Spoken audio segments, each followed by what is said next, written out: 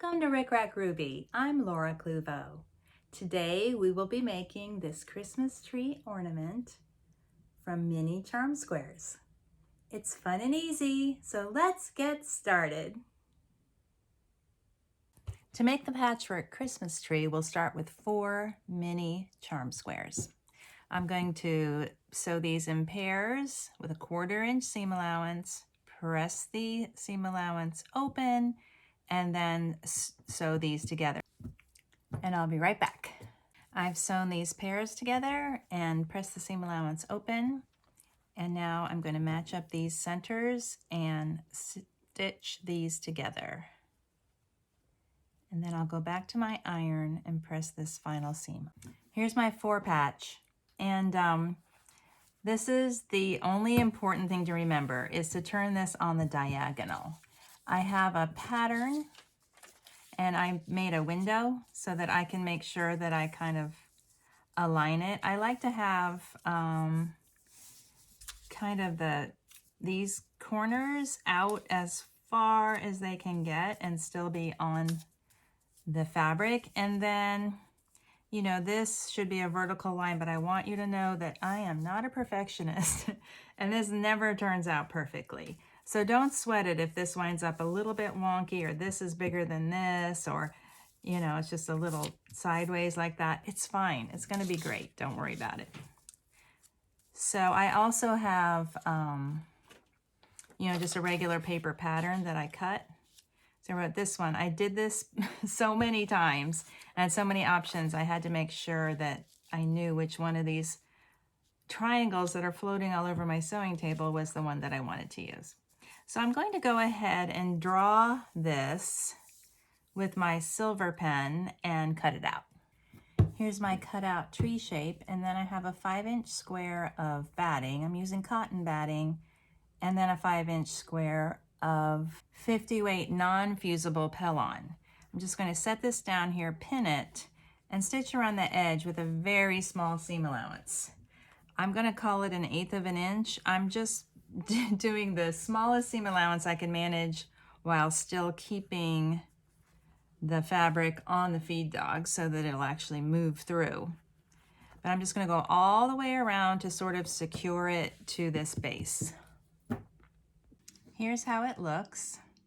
And I'm using a green thread that's not really in the print. It's sort of a Kelly green. I want to provide a little bit of contrast and interest in my quilting. I've moved my needle to the center, and I'm going to quilt right down the center of the tree. It doesn't have to be perfect. If it's not exactly in the center, if it's a little wonky, it's fine. Now, because we already have this outline here, I don't need to do a quilting line too close to the edge. So I'm going to come in a 1/2 inch. It looks like this. Now I'm going to do the same thing on this side, and I'll do one more row here and one more row over here, so that I will have these 1/2 inch little channels, 2 of them, plus the center. I think I forgot to say that it doesn't have to be perfect. Don't worry about it. By the time you stuff it and it kind of gets that 3-dimensional shape, no one's going to notice if these aren't exactly the same. I've completed my quilting, and now I will cut this out.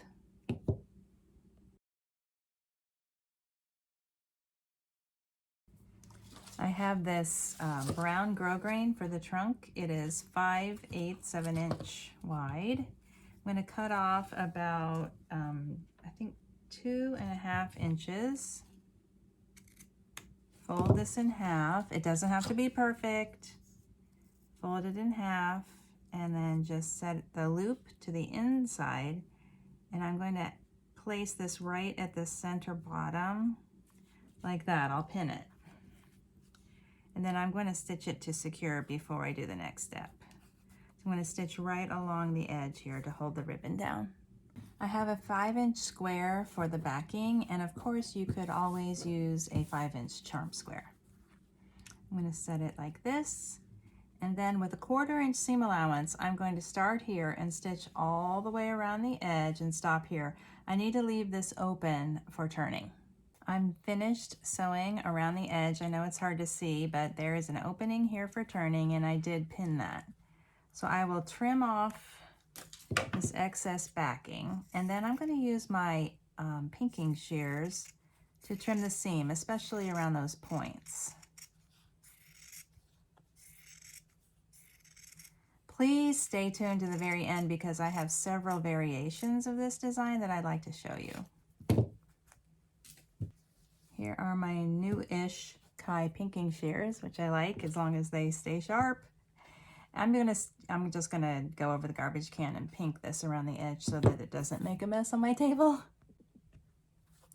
I did not pink around the bottom because I need to have a seam allowance to tuck in after I'm done stuffing, to tuck in and have something to stitch. I'm going to turn it right side out. Here's how it looks, all turned right side out, and now I'm going to stuff it from this bottom opening.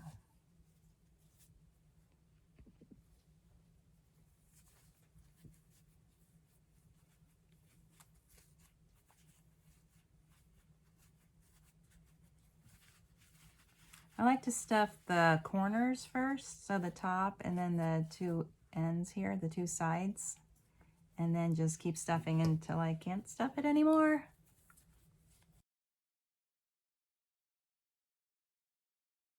I'm almost done.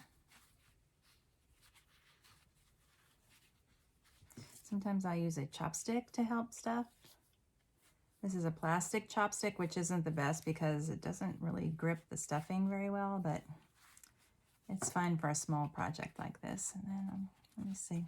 I feel like I can get a little bit more in there. That looks good and it feels good, nice and plump. Here's how it looks from the side. Okay, I'm going to get a needle and thread and I'm going to ladder stitch this opening closed. I'm using a single strand of brown quilting thread, and I like to use a thimble. I know not everybody likes a thimble, but I do. And I'm securing first my knot inside. Then I'm just going to skip straight across and make a little stitch. And then through to the back like this, and make a little stitch like this. And then go through to the front, making sure I'm catching the fold there. I have the seam allowance folded under here in front of the trunk and here in back of the trunk. And again, it doesn't have to be perfect. If my trunk is a little wonky, it's okay. Then I'll just skip over a little bit, make a little stitch, and then go through to the back, stitching through the ribbon, and then on the back, just skip ahead a little bit, a little stitch, and through to the front again. And then I'm just going to finish this up. I think you know how to do this. And then here's how I like to finish off a row of stitching, and that is, there's some stuffing caught there, okay. That is to make a French knot, 1, 2, 3, and then just insert it into an inconspicuous spot. And then I got some stuffing caught on that. And then there, did you hear that pop? So the French knot is popped through, so that's not on the surface of the ornament. And then I'll just cut this off.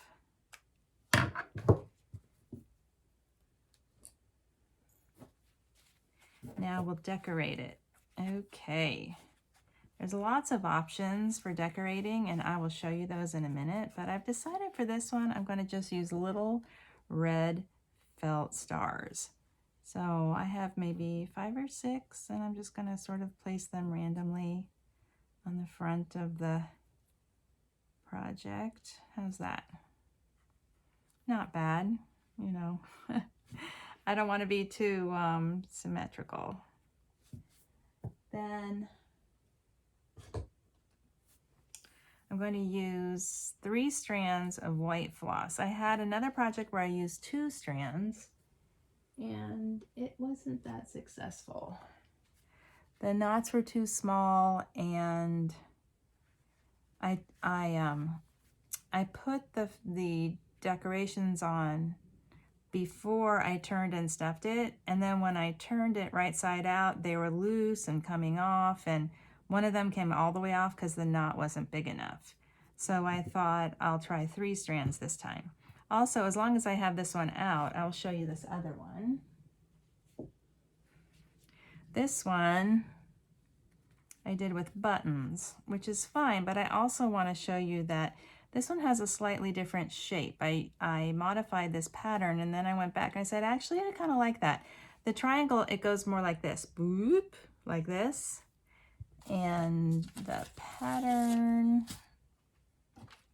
looks like this.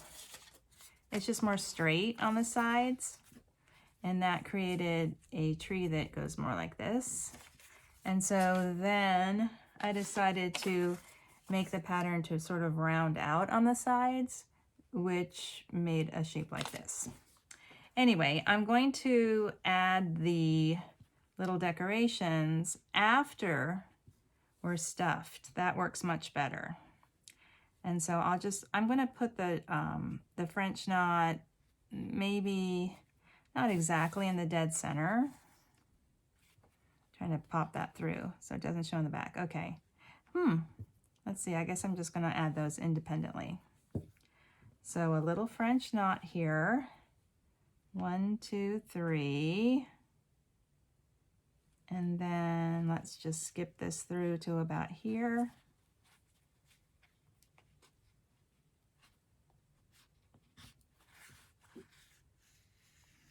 Yay, that looks good. Like I say, I don't really want the knot to be right in the dead center of the star. Just looks a little bit more whimsical if it's off center. 1, 2, 3. And then we'll skip over to here somewhere. That looks good.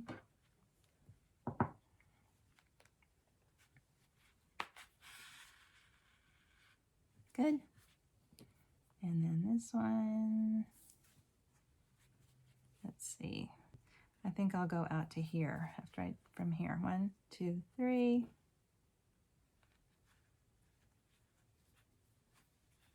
Okay.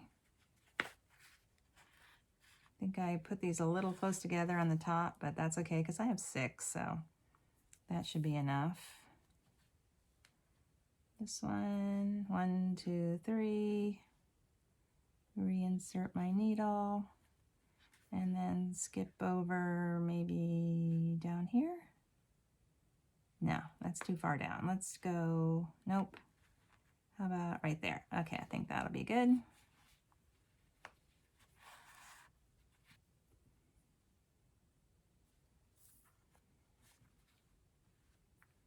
One, 2, 3. Then I have one more. Let's put it out here.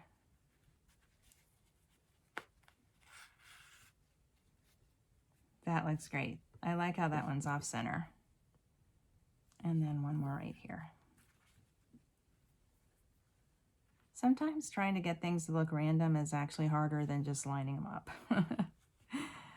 Okay, this is the last one. 1, 2, 3.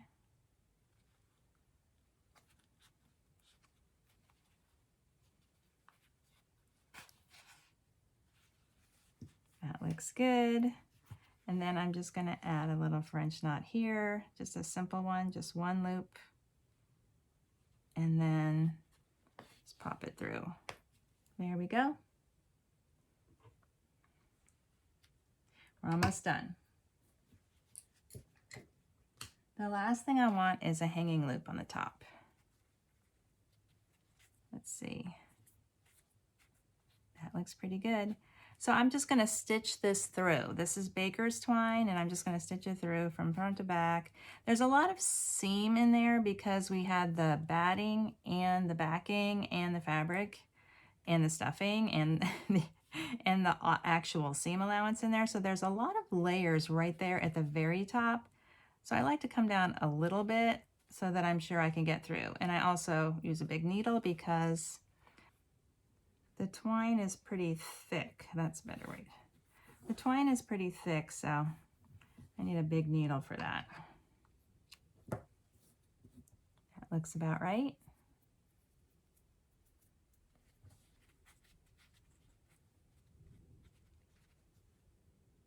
Thank you for watching my tutorial.